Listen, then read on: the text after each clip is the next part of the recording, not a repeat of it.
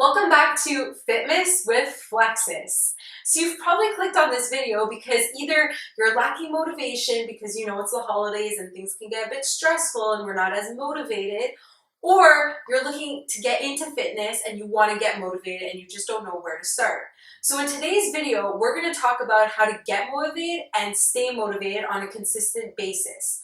So just to be clear, this is not going to be some rah-rah motivational video. We're really going to talk about and break down the science behind motivation so that you can start applying the things that I'm going to teach you today. But before we get into it, if you haven't checked out my other FITMAS videos, be sure to go check out my playlist, FITMAS with Flexis, because we have a variety of topics on how you can stay healthy throughout the holidays while enjoying them. So let's get into it. So the first thing is, what is motivation? So if you Google motivation right now, you'll find a definition along the lines of something like willingness to take action, willingness to change. But what is it exactly? Because motivation, you don't just wake up with motivation, right? It's really when you reach that mental threshold where it becomes more painful not to do something than it is to actually go and do it. So we're going to discuss how we get to that point in the first place. So the first thing is you're going to want to find your why. So your why is something that's going to inspire you to keep on pushing forward. And this can't be just something that's on the surface of things. Like it can't be a superficial why. You really have to think deeply on why you're doing something. What is your purpose of working out, for example? So obviously for most of us, generally it's to look good. You work out because you want to look good. But that's not going to, that's going to push you forward. But at a certain point, that's here today, gone tomorrow. For example, if you're trying to look good for a beach vacation or a special event, once that's over with, you're just going to forget about your why. So your why should really be things that are going to keep pushing you forward for long term. So for example, feeling more energetic, being more alert, increasing your distance in a certain exercise or the weight you use in a certain exercise. You want to look at these smaller goals that will contribute to your big why, and that's what's going to keep you wanting to keep on going and move forward. So now the question is, how do you find your why? So this takes some self-reflection and it takes some time to sit down with yourself and have that deep conversation with yourself of what your purpose truly is to want to make that change. So it's not an easy conversation to have with yourself, but it's super necessary. So let's take the example of going on vacation. So you're going to the beach and you want to look good at the beach. So this is your why. But there's two sides to this why, and psychologists have proven this. So there's a positive side, which is you want to look good at the beach.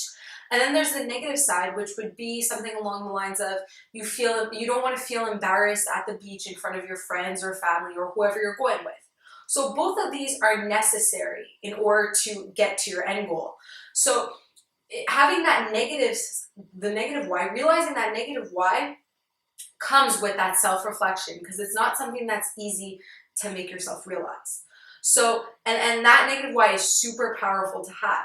So having both of these is really what's going to get you up in the mornings and make you go do your workouts, because some days the positive why is going to be your motivator and other days the negative why is going to kick in and motivate you. So that's why it's important to really sit down and self-reflect on what your true why is. So the next thing is that it has to be easy to start. So you want to focus on starting off slowly and creating good habits. So for example, when it comes to working out, if you don't schedule your workouts, then you're less likely to actually go and do them. So for example, if you wake up in the morning, you say, maybe I'll work out today.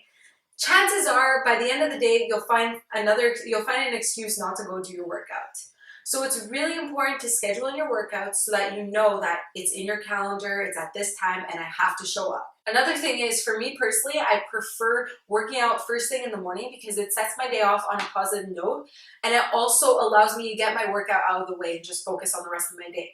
Of course, there's days where I have to work out later on the day, but I've come to realize that on those days, it's much harder for me to find that motivation to get to the gym and get a workout in. The next thing is you want to make sure that you're creating a routine so that you keep on promoting your good behaviors and habits. So for example, in the last clip, I mentioned how I like to work out first thing in the morning.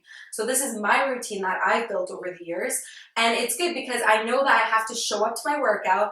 And I expect that from myself. So on the days where I don't work out first thing in the morning, I'm actually mad that I missed it. So you get to that point eventually.